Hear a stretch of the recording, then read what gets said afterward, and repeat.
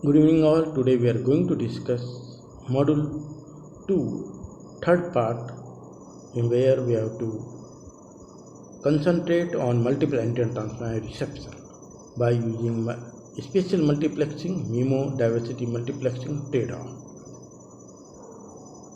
Spatial multiplexing diagram, you can see that how exactly it is given it. The diagram processing, and before that we are having two particular antennas which are getting the signals from various subscriber S0, SN, various one signal antennas. So these particular subscribers or subscriber identity, mobile entity, subscriber, whatever it is, coming to the base station, that is processing, okay, into parallel to serial, and that is end of the day, end of the receiver end, it is giving as R0 equal to S0 G0. These are the formulas we are using it, equation we are using, and that can be represented into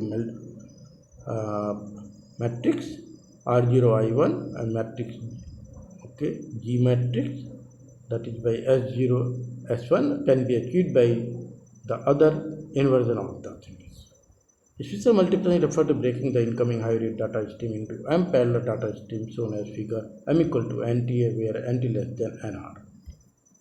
Characteristics of spatial multiplexing: no bandwidth expansion, space-time equalization needed in the receiver. Conventionally, the number of RX antenna greater than number of transmitter antenna always. The data stream can be separated by equalizer. Okay. It fading processing of the spatial channels are nearby independent. Actual MIMO channels with the spatial linear increasing number of antennas are more precisely independent spatial channels. Alternative to spatial diversity, multiple diversity trade-off. An introduction to spatial multiplexing. Principle of operation: if the transmitter and the receiver both have multiple antennas, then we can set the multiple parallel data stream into them so as to increase the data rate, and the system of NT transmit and NR receiver antenna often uses NT into NR spatial multiplexing system. The peak data rate is proportional to minimum NT, NR. Spatial multiplexing diagram which we have discussed, we are giving in this particular diagram, you can see it, how exactly it is being explained. The symbol travel to receive the antennas by way of four separate radio paths, Y1, Y2, okay, and that can be given the equation. X1, X2 are the signals sent from two transmit antennas, and Y1, Y2 are the signals that arrive the two receive antennas. That's all. X1 is sent and received by the Y1, Y2.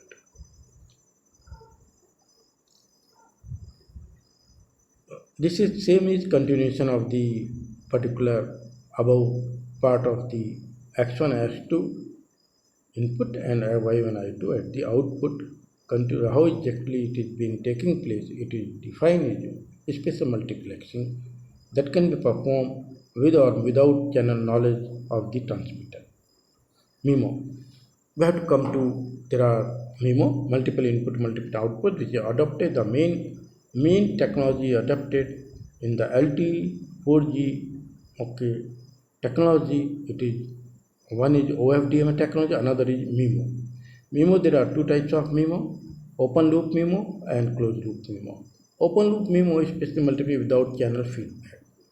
The principal open loop technique will always assume that channel is known at the receiver through pilot symbols or other channel estimation technique. The open loop technique for spatial multiplexing attempt to suppress the interference that results from all anti-stream being received by each of the NR antennas, whereas closed loop MIMO spatial multiplexing with channel feedback.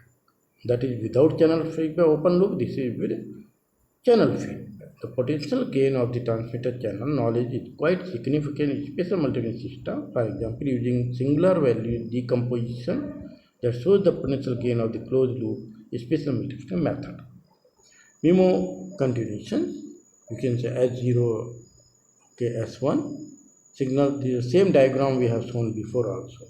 Okay, this is repeated here, and same thing we are making the equations how exactly g vector we are getting g0 and g1. MIMO diversity and spatial multiplexing, how to choose between diversity, interference suppression, and spatial multiplexing. In MIMO, diversity technique provides diversity gain and aim to improve the reliability. In MIMO, spatial multiplexing technique provides degree of freedom or multiple gain and aim to improving the data rate of the system. Diversity provides robustness of to fades, and interference suppression provides robustness to interference. Got it? Diversity provides robustness to the fadings, and interference suppression provides robustness to the interference. In particular, diversity increase and the sterilized signal S, while interference suppression reduces I. On the other hand, spatial multiplexing creates more parallel stream but does not necessarily increase the per stream signal input SINR ratio. Signal input noise ratio. Interference suppression is often considered the impractical in the cellular system and the questionable utility. Diversity multiplexing trade-off DMT. DMT is to place that both diversity gain and multiple gain can be achieved in the multiple antenna channels, but there is a fundamental trade-off between how much each gain can be achieved. Conclusion is that all the special degree of freedom should be used for multiplexing and none for spatial diversity. In short, there is no trade-off. This is well captured in figure down, and highest SNR values transmit diversity indeed outperform spatial multiplexing. Modern wireless systems like LTE have a form of diversity, more notably time and frequency diversity, which are exploited using coding, interleaving, retransmissions, ARQ, OFDMA, and adaptive modulations. That is nothing but adaptive modulation, quadratic adaptive modulation. Diversity multiplexing trade-off.